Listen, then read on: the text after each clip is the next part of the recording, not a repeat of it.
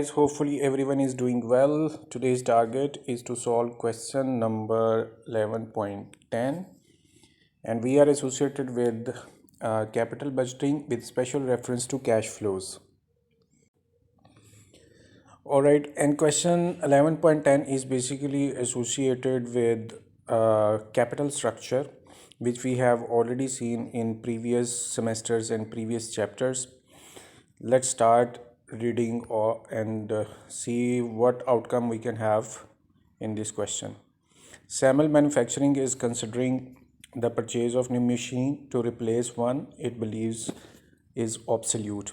Actually, matter is this: when you are doing a business, it's a routine. You can buy new assets, you can sell your old assets. So, with the effect of which, what would happen? Your capital structure or the amounts present in balance sheet can be altered.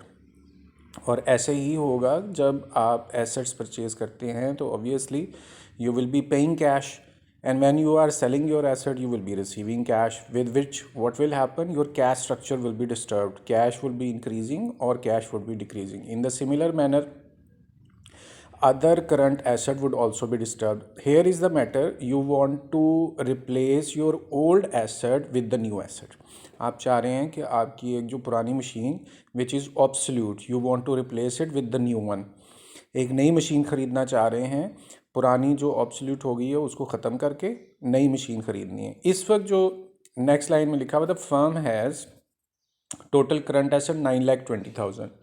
Actually, we are looking at this side. Total current asset, it is important thing, just note it down. Total current asset we do have 9,20,000, and current liabilities he has mentioned it is 6,40,000. All right, so it's a capital structure which is at the time before buying the new asset. पुराना asset जो obsolete हो गया है, you are now willing to buy a new asset. Before this transaction you have current liability 640,000 and your current assets are 9,20,000.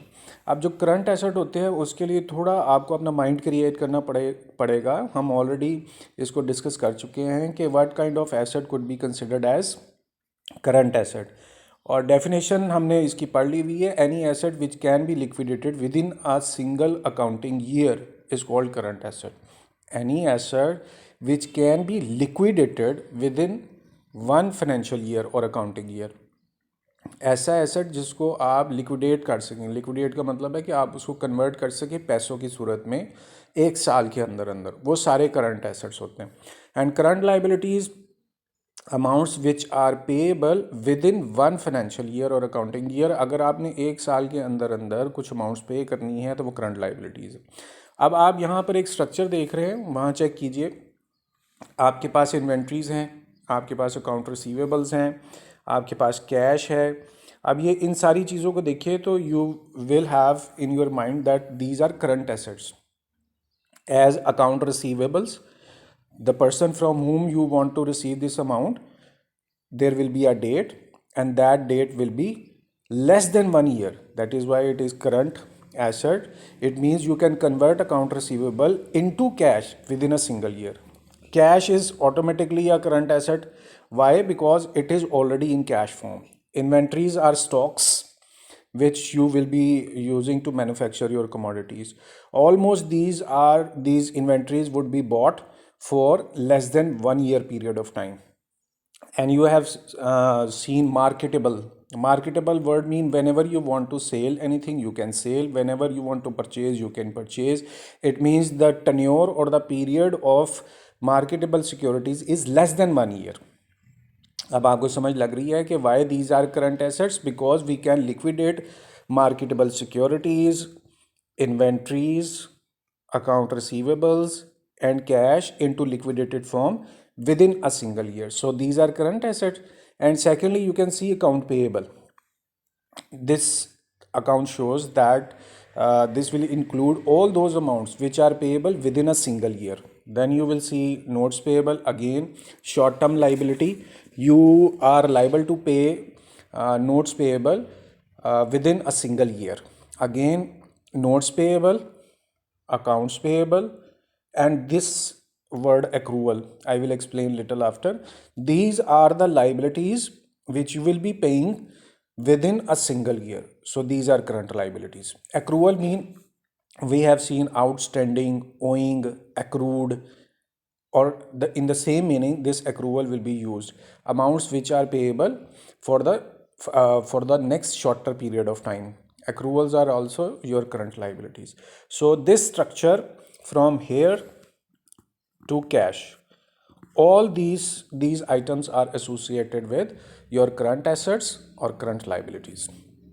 अब question ये है, देखें इसके अंदर करने वाला काम बहुत कम है, लेकिन समझने वाला काम या अपना कॉन्सेप्ट अच्छा करने वाला काम कुछ थोड़ा सा ज़्यादा है, इसलिए हम टाइम इसको समझने में लगा रहे हैं. दो कि everything which I have explained it should be in your mind even before start of question. These concepts are associated with second or first semester, so you should have everything in your mind even before starting of the question. अब जो सूरत हाल है इस वक्त आपके पास है 9,20,000 के current assets और 6,40,000 की करंट लाइबिलिटीज़ हैं आपके पास. तो क्वेश्चन फिर क्या हुआ, यहाँ नीचे वो कह रहा है कि ये जो प्रपोज्ड रिप्लेसमेंट है, what will happen, following changes are anticipated in the level of current assets and current liabilities. He had also mentioned that following items are all current assets or current liabilities. लेकिन क्या हुआ कि if you want to buy a new asset, एक simple सी बात आपसे पूछता हूँ, when you will buy a new asset, what will happen? Your cash will increase or decrease? So obviously your answer will be there would be a decrease in cash. Whenever you are buying a new asset, your cash will be disturbed. अब जाहिर है कि जब आप नया asset purchase करेंगे, अगर cash अकेला ही चेंज हो गया तो ऑब्वियसली आपका पूरा का पूरा करंट कैपिटल का जो वर्किंग कैपिटल का स्ट्रक्चर है वो डिस्टर्ब हो जाएगा. तो यही वो पूछ रहा है कि अगर if you are ready to replace your old machine with the new machine, would it be any change on your current working capital. आप तो इसको सॉल्व किए बगैर भी बता सकते हैं कि yes there would be change. And I have given you the example, when you will buy new asset it means your cash will be disturb. If just cash will be disturb, only one item, just cash, if it is being disturbed, it means your current working capital will also be disturbed. बहरहाल अब उसको solve करने के लिए उसने आपसे पहली requirement यही कही है कि ये बताएं कि इससे कुछ चेंज आएगी नेट वर्किंग कैपिटल में. तो उसके लिए आपको पुराना ही कुछ फार्मूला अपने दिमाग में, ये कुछ पुरानी चीज़ लिखी हुई थी, let's raise it. We have already discussed in second or first semester what is net working capital. Anyhow, we will explain it right now as well. Whenever you are associated with working capital, it means working capital will be related with two major elements. First is current assets and second is your current liabilities, which I had already explained. Current assets are those assets which can be liquidated within a single year, and current liabilities are amounts which are payable within a single year. एक साल के अंदर अंदर अगर amount पे करनी है तो करंट लाइबिलिटीज़ हैं. एक साल के अंदर अंदर अगर आपके पास कुछ एसेट्स हैं और आप उन्हें कन्वर्ट कर सकती हैं कैश की सूरत में, तो वो करंट एसेट्स हैं. अब आप अपने क्वेश्चन में आएँ और ये उसने कहा हुआ है कि this is your current asset and current liability structure. अब सबसे पहले तो आपने इनको अलग अलग करना है. Out of these items what are current assets and what are current liabilities. सबसे पहले एक्रूवल दिया हुआ है. एक्रूवल दोनों ही चीज़ें हो सकती हैं, लेकिन चूँकि यहाँ पर एक्रूवल पेमेंट के तौर पे ले रहे हैं तो amount which is still payable for the shorter period of time would be called as accrual. ये लाइबिलिटी है 40,000 की, so you will mention over here 40,000.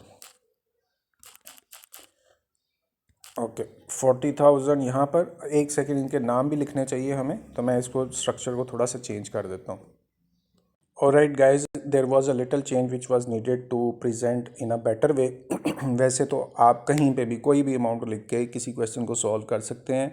मैंने आपसे बहुत दफ़ा रिक्वेस्ट किया है कि instead of just separating everything, instead of rough working, You should have a very good presentation skill, जिससे आप क्वेश्चन को बिखेरने की बजाय उसको कोहेरेंट करके अच्छा सॉल्व कर सकते हैं. First item we have seen was accrual. It is your current liabilities. So you will write it in column of current liabilities, and how much amount of accrual is 40,000. So you will write 40,000 over here. All right. Next is marketable securities. Marketable securities mean you can sell at any time or you can purchase at any time. These are your asset, but there is no amount in front of it. You can mention over here marketable securities, but amount is 0, so you will mention 0 over here. Little more space we needed. Next item is inventories. Inventories, you do know these are stocks, commodities, or like we have opening stock and closing stock is just like the same. Inventories are your assets, so you will mention inventories over here. And now you will see how much of inventories are. Amount of inventories 10,000 rupees, so you will write 10,000 over here. Since we are just looking for the change, we will not bother whether it is plus or minus. We are willing to see the change in working capital. That is why we will write exact amount which amounts which are mentioned in the question. No matter it is negative or positive, just leave it out. Next is account payable, and you know very well account payables are liabilities, and we have 90,000. Account payable and amount is 90,000. All right. Here we are mentioning what are those current assets and amounts of current assets. Here are current liabilities, names, and their amounts we are mentioning over here. In this way, we will calculate how much amount of current asset is and how much amount of current liability is. Next word is notes payable. Yes, you do know notes payables are your liabilities, but there is no amount in front of it, but you can mention it over here. Notes payable and amount is 0. Okay. There is one way to mention your signs over here, or there is second way which I was applying to do add or less at the end. But just you can have an idea.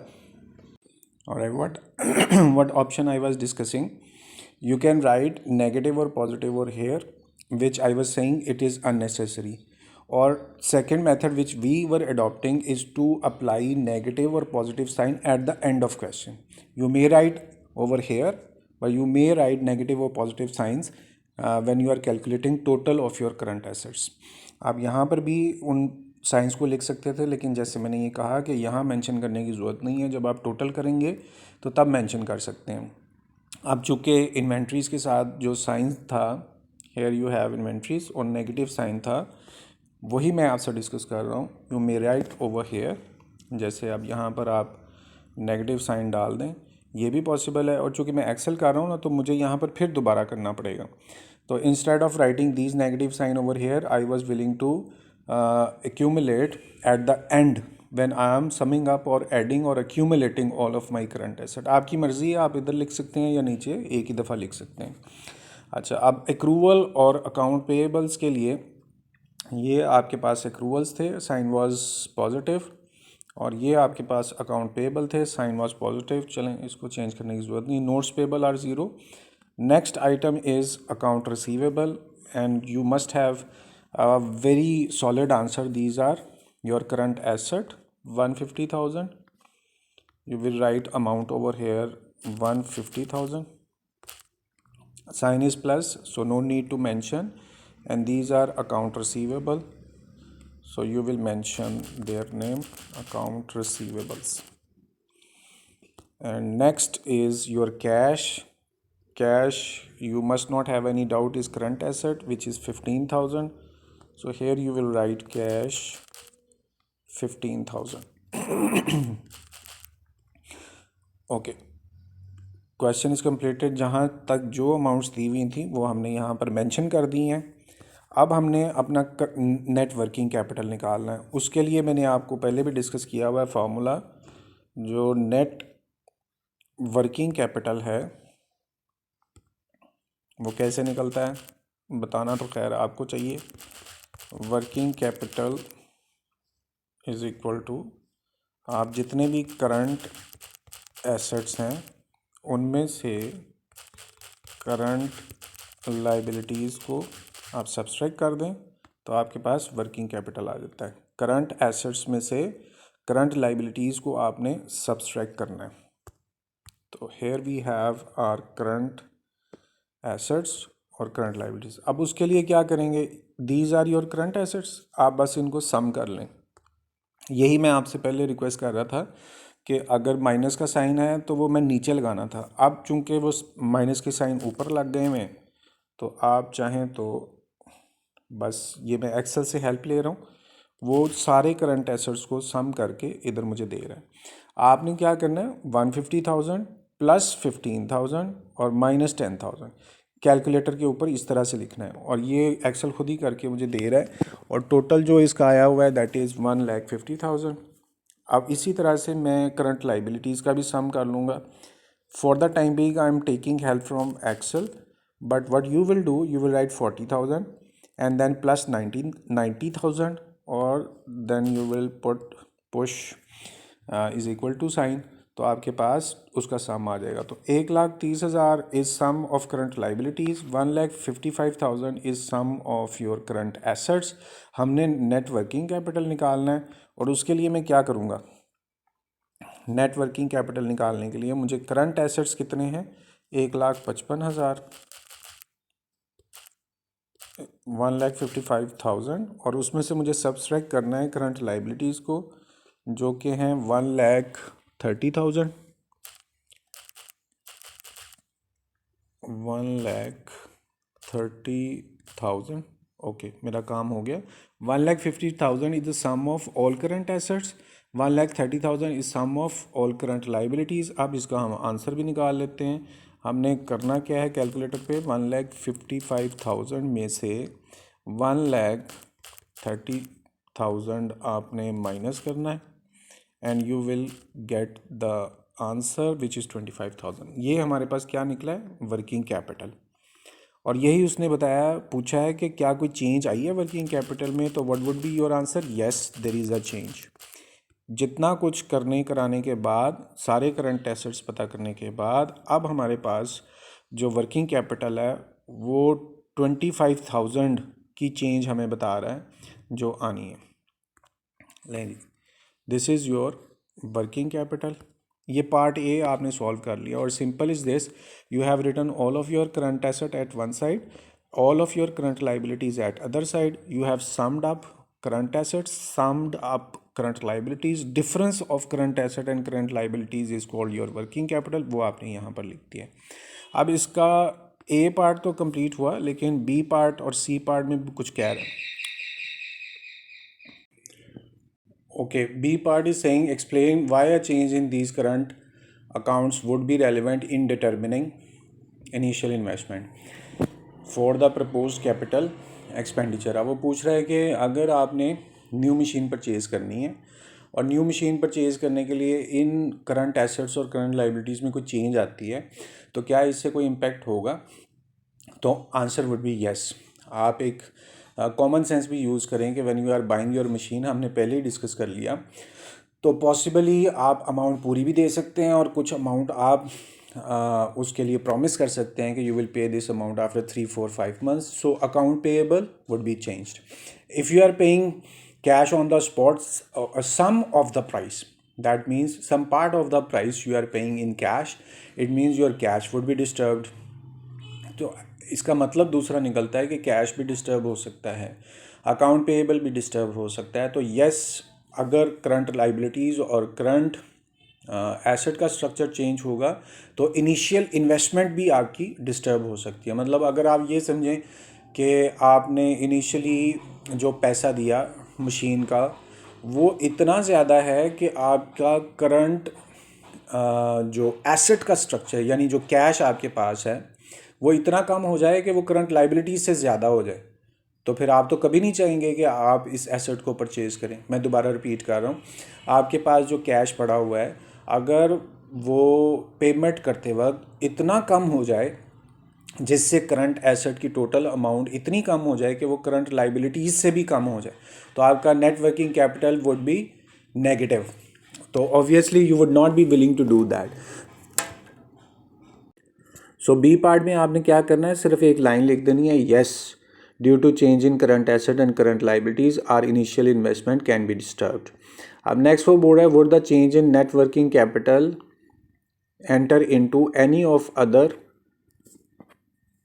Cash components that make up the relevant cash flows. इसका भी yes there would be a change. तो इसका answer भी आपने सिर्फ एक line में लिखना है और आपने बोलना है yes if one part of cash flow is being disturb then other components of cash flow can also be disturb. लेकिन ये आपका क्वेश्चन था, आपको मैंने बी पार्ट के लिए भी आंसर बता दिया। आप मैं चूँकि इसको ओरल बता रहा हूँ तो आपने इसको इन रिटन फॉर्म में लिखना है। बी पार्ट का भी आंसर है yes initial investment can be disturb due to change in current capital and change in current working capital can also disturb initial investment। और दूसरा ये है कि क्या कैश फ्लो के कोई और पार्ट भी डिस्टर्ब होंगे, तो आपने फिर जवाब देना है yes if one part of cash flow is being disturbed due to change in current working capital or net working capital, that change can affect other parts of cash flows as well। तो ये दो answers आपने इसके नीचे लिखने हैं।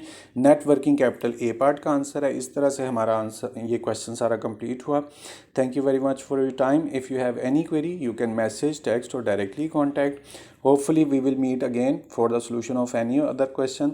Until then, please take care of yourself, and I'm requesting you to pray for me as well. Thank you very much. Allah Hafiz.